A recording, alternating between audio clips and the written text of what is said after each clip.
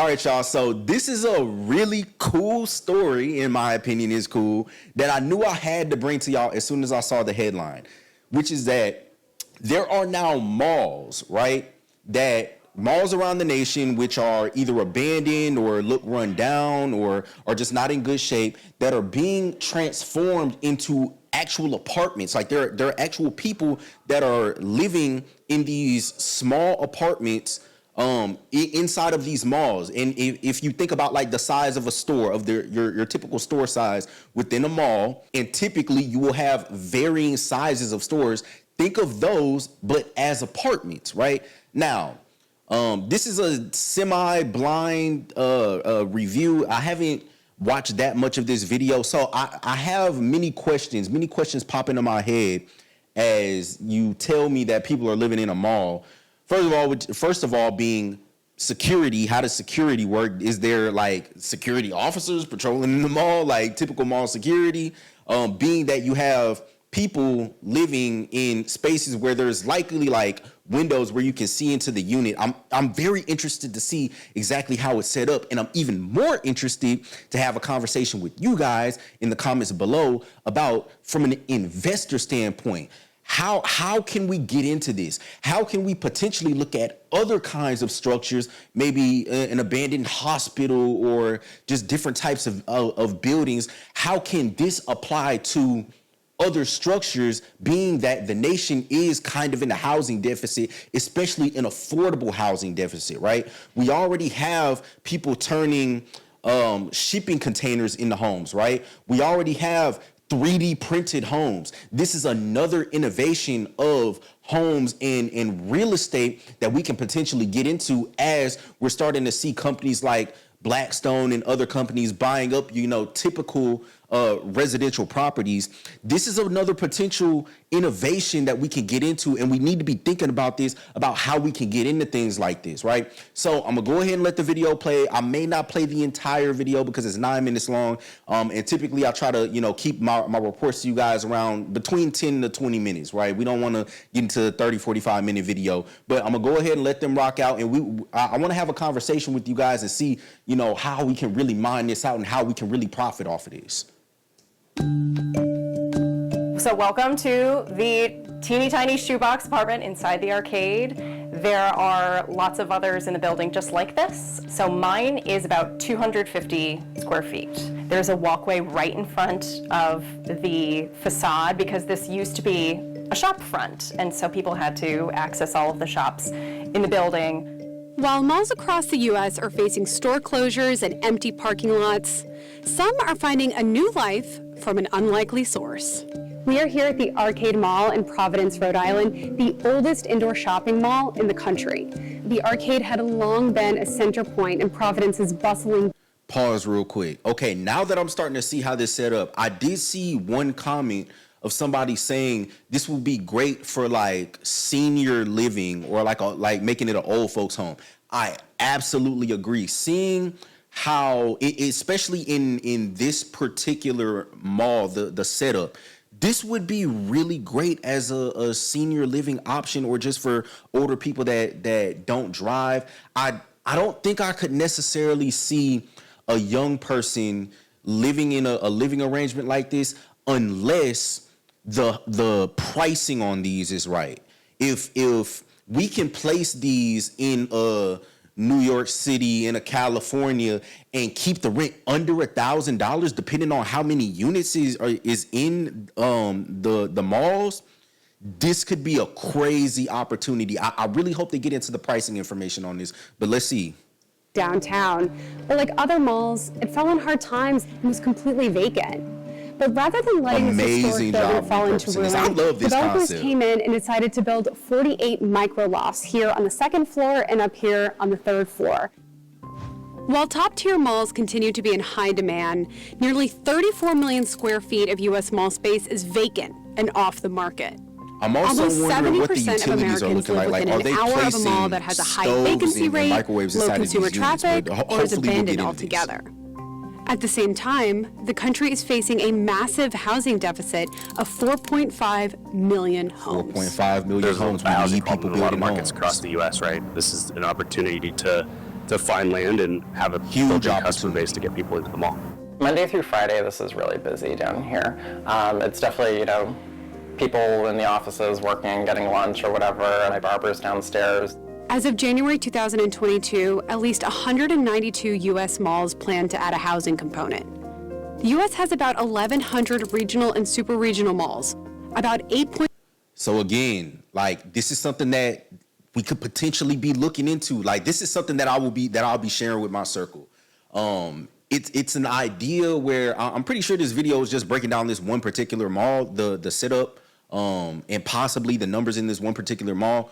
But as online shopping is becoming more prevalent, as Amazon is starting to kill off a lot of brick and mortar retail stores, this is a great opportunity for repurposing these already existing buildings rather than just tearing them down and turning them into whatever you may turn them into.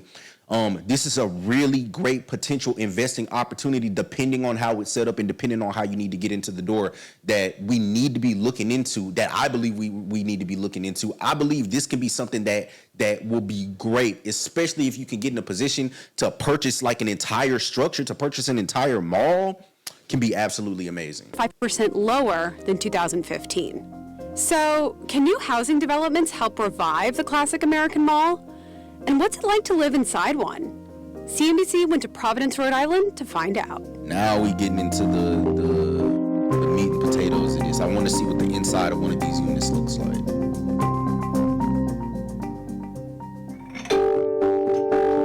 Okay, pause. I see a dishwasher, I see a sink, I see a microwave. I can't tell if this is a stove right here. Let me see if I can back it up a little bit.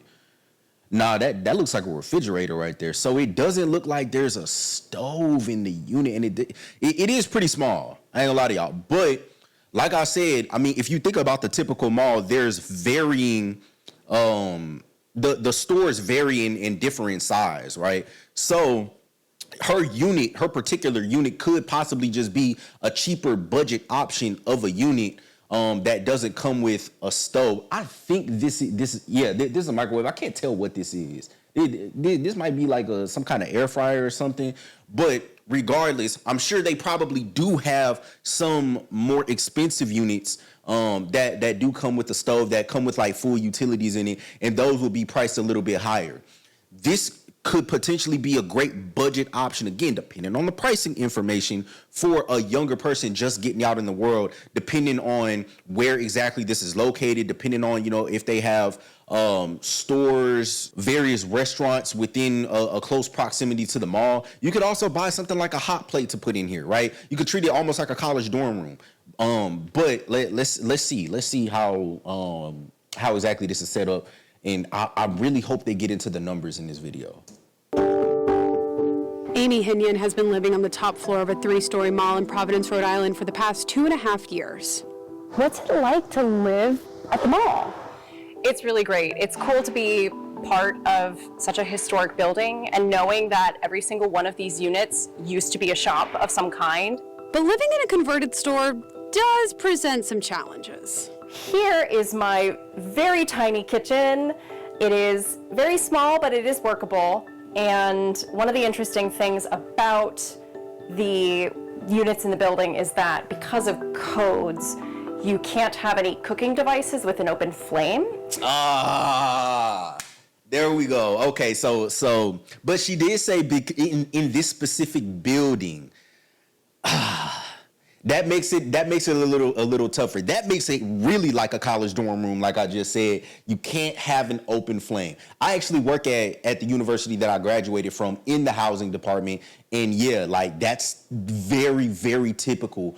Not allowing residents to have any kind of cooking appliances that have an open flame. Now it's a little bit different here because every student has a meal card. Now it's a little bit different here because every student has a meal card. And the dining facilities on campus, there's 2 dining facilities on campus that are all you can eat buffets. I'm sure in this living arrangement, that's not necessarily the case. But let's let the ladies continue to rock out. So none of the units have stoves or ranges. Yeah, that Do you kinda ever have sucks, any but, concerns I about mean, privacy? It might Really, just be it's this something particular you get building. used to living in the building, having people coming and going. Everybody has blinds in their apartment that they can And again, the upside of this is that it should be very affordable. raise or lower as they like. Despite those challenges, residents say having access to shops and restaurants makes living at the arcade a unique experience. Definitely. I get my hair unique. cut in the salon downstairs, and there's little lunch. Oh, okay. That makes a lot more. That makes a lot of sense. So yeah, I wasn't quite paying attention to this, but at the beginning of the video, I do believe they said that it's the top 2 floors, meaning the bottom floors are still operating. Like the bottom floor shops are still operating. That actually makes this pretty cool. Like it makes it a cool experience living there. But again, the rent that they pay needs to, being that they don't have access to any cooking appliances with an open flame, you need to be able to substantiate this from a financial point. The rent that they're paying needs to be lower than most. But again, I hope they get into the numbers in this video, man.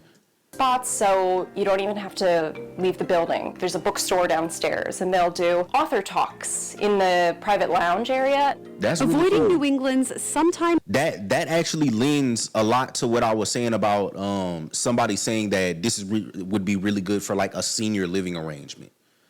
stormy weather is, of course, Creates a really great sense another of community. If it's like pouring rain outside or if it's snowy, you just really can't be bothered to go out in the weather, you can still go downstairs and take advantage of those Right. amenities. And it's not just long-term renters that are attracted to the mall. Scott Sheehan is a real estate investor and rents out his apartment on Airbnb. Some of these business owners. Nah, I ain't gonna lie. You gotta keep Airbnb, because I don't need Blackstone coming in now starting to buy up malls and start. You feel me? Like don't nobody. Nah, bro. You don't want to put none of these on Airbnb, because the advantage of it, I believe. Now that I have a good idea of the layout of it, the advantage of it is the community aspect, is like getting to be friends with your neighbors and stuff. You know what I'm saying? Because y'all live in such close quarters. You don't want people just coming and going, putting this on Airbnb, man. That kind of kills some of the appeal of wanting to live here. But I don't know. Let's see what they have to say about it. Down on the first floor, how important is it to them to kind of have a built-in customer base with these residents on the second and third floor? I know a lot of folks are very loyal to, many of the bars, restaurants, clothing stores downstairs. So, the business folks downstairs definitely are interested in maintaining that relationship with the residents. You definitely feel like you're part of the community more so than if you were just in a standard apartment building. It has been interesting with people trying to unlock my door thinking that this is an Airbnb apartment. Exactly. There we go. Sometimes you have to deal with the public more than you would in a regular home. But for me, that's a small compromise. Another thing, now that she says that, another question that I have is, since the bottom floor still operates like as a typical shopping center, is the public, like, is this still open to the public? Are the shops mainly delegated to or relegated, whatever term I'm trying to use? Are the shops mainly servicing the people that live in there? Like, is this a service that is provided strictly to the residents of the mall, or is this just open and can anybody just walk in there and be in there? Because yeah, like she said, I mean, it can be a little bit of a deterrent with just having people that don't live there just in there just chilling. But it can be, it's just as much of a plus as it is a negative, right? It's a little bit of give and take. It's just something that you would have to deal with if you decided to live here. But it makes the community aspect just that much more important. And like I said, you would want to keep these kind of units off of Airbnb. You don't want to be just listing these on, your typical sites and letting people rent them out like that. You don't want to do that, not unless that's what the entire space is dedicated to. And if you're going that route, you're missing out on a lot of money.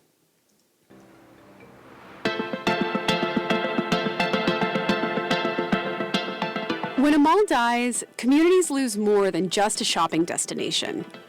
Malls often serve as economic hubs, generating billions in tax revenue and creating thousands of jobs. All right, I don't want to get into the finer details. I'm gonna go ahead and wrap this up. But real quick, I want to see if did somebody talk about this in the comments? Let me blow this up a little bit more for y'all. All right, look, senior citizens who no longer drive. Let me see if there's. Listen, that Airbnb investor is a big part of the housing problem. But it baffles me, U.S. malls don't include grocery stores. A grocery store on the bottom floor would be amazing. A great concept. I want to see if somebody has listed the numbers. It should only cost $500 a month. Exactly. If these can become a budget option, I think this can be absolutely amazing. I'm not seeing anybody talk about the numbers. I don't know if they're even getting into the video. Anyways, we'll wrap this up. One of y'all, please, somebody, please, I'm asking y'all, because I'm going to be monitoring the comments on this video. Go look this up and drop the price it is if y'all can find this particular unit, because I didn't have time to necessarily research it before I filmed this video. If y'all can find the price of this unit, of the units in this mall, drop it down in the comments below. And let's have a conversation about this and see how we can potentially get into this and how we can turn a profit off of this opportunity. If you enjoyed today's topic and you need help organizing your finances, I want to invite you to work with me one-on-one by clicking the coaching link in the description of this video. Keep watching and I'll tell you why this coaching will be such a big benefit to you at an affordable price. If you're like me, nobody ever really talked to you about money growing up. My curiosity led me to start studying personal finance at 16 years old. And by 23 years old, I had finished college while minimizing my student loan and consumer debt, had hit my first $10,000 month as an entrepreneur, had won an international business pitch competition, had completed the Ramsey Solutions financial coaching program, and had already mentored many of my peers to financial success at a young age. You'll walk away from our session with a fresh and healthy view of your finances, as well as an action plan for financial success within the next 2 to 5 years of your life. So go ahead and click the coaching link in the description of the video, and I can't wait to speak to you on our first session.